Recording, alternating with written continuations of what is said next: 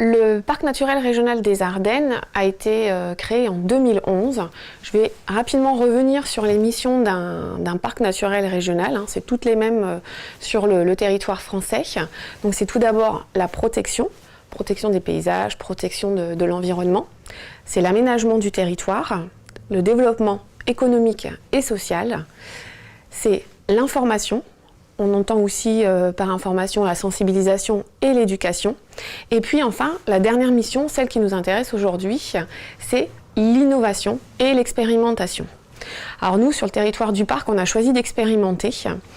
En 2017, on a répondu à un appel à projet avec RTE, Réseau de transport de l'électricité, car sur le territoire des Ardennes, sur le territoire du parc que vous voyez derrière moi, on a la particularité d'avoir le CNPE de Chaux, le Centre national de production d'électricité, qu'on appelle plutôt sur le département la centrale. Donc la centrale, elle est située vraiment au nord du département. Et donc à partir de Chaux, il y a un certain nombre de lignes électriques, de lignes haute tension, qui traversent tout le territoire du parc naturel régional des Ardennes, ce qui représente à peu près 600 hectares.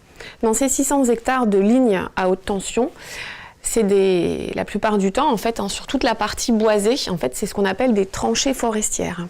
C'est-à-dire que pour éviter les problématiques de sécurité au niveau des lignes, RTE régulièrement en fait girobroie, c'est-à-dire qu'ils viennent couper à ras du sol l'ensemble de la végétation pour pas que ça pousse, pour pas qu'il y ait de problème de sécurité. Donc tous les 2 à 4 ans, il y a un girobroyage qui est effectué à ras du sol pour les problèmes de sécurité.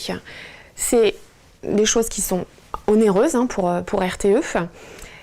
Au niveau de la biodiversité, il ne faut pas se cacher, c'est vraiment des opérations qui sont pénalisantes parce que régulièrement, du coup, on arrache tout.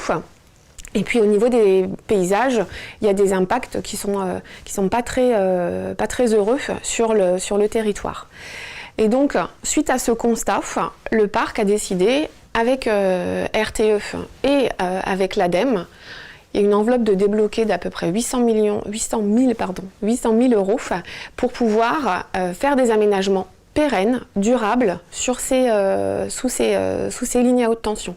Alors comment ça se passe?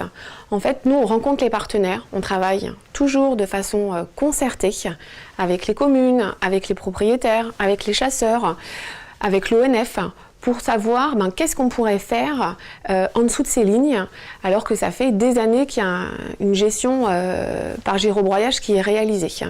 On travaille également parfois avec des agriculteurs. Et donc, sur certains endroits, sur certains espaces, on va recréer des prairies par exemple, on va recréer des lisières arbustives, on va recréer des vergers avec des variétés forestières anciennes, on va créer un réseau de mares et donc il va y avoir plusieurs aménagements possibles en dessous de ces lignes.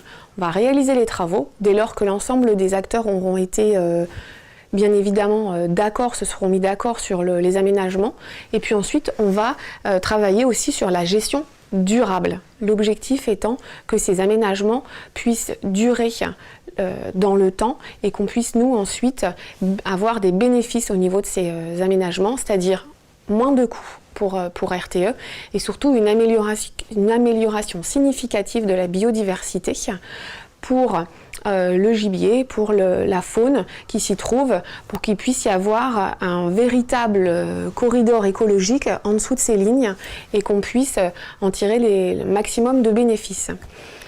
Cette opération, il y a 3 territoires en France qui la mènent. C'est une véritable innovation au niveau de la gestion des aménagements en dessous des lignes électriques.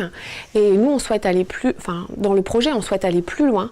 Et ce qu'on souhaite faire, en fait, c'est pouvoir dupliquer cette expérience qui a été faite à l'échelle du PNR des Ardennes sur d'autres territoires français.